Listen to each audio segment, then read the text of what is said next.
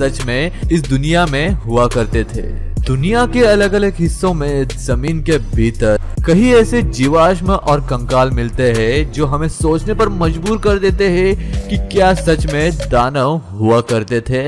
मार्च 2012 में एक 15 इंच की इंसानी उंगली की तस्वीरें इंटरनेट पर काफी वायरल हो रही थी। मम्मी के रूप में मिली ये उंगली अब किसके पास है और कहाँ है, इसका किसी को कोई पता नहीं है। इस उंगली के बारे में सबसे पहली खबर एक जर्मनी वेबसाइट में छपी थी। खबरों के अनुसार ये फोटो 1990 में खींची गई थी।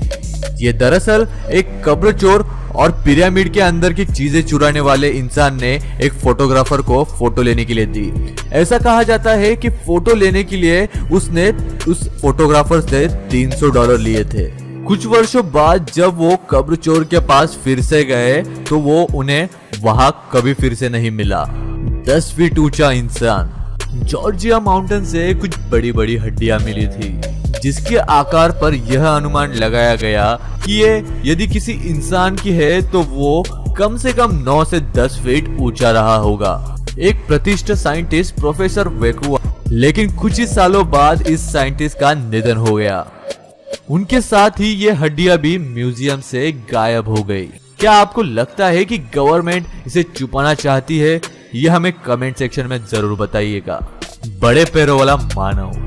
दुनिया में कई ऐसी जगहों पर और पहाड़ों पर बड़े बड़े पैरों के फुटप्रिंट्स पाए गए हैं। बहुत सारे लोग उन्हें दानव और आदि मानव के अस्तित्व में होने का सबूत मानते हैं। हैरान कर देने वाली बात तो यह है कि साइंटिस्ट द्वारा ऐसा कहा गया है कि ये फुटप्रिंट्स लाखों साल पुराने हैं। यदि ये सच होगा तो फिर इस दुनिया में इंसान का इतिहास फिर से लिखना पड़ेगा। इन बड़े बड़े पैरों के निशानों में सबसे फेमस है दक्षिण अफ्रीका में मिला हुआ गोल्थियस फुटप्रिंट। स्वाजीलैंड के बॉर्डर पे मोप्रेजी टाउन में मिला ये फुटप्रिंट करीब 4 फुट लंबा है। साइंटिस्ट के हिसाब से यह फुटप्रिंट कम से कम 60,000 साल पुराना रहेगा। ऐसा ही और एक फुटप्रिंट कैलिफोर्निया के पहाड़ों पर 1928 में मिला था। ये 5 फुट लंबा था। ऐसे ही और फुटप्रिंट्स मैक्सिको में भी मिले थे। एशिया से अमेरिका गए थे विशालकाय लोग। 1990 में एक अखबार में यह खबर छपी थी कि एक्सप्लोरर GE फ्रिगेट को कैलोरीना नदी के बाजू में बहुत सारे कंकाल मिले।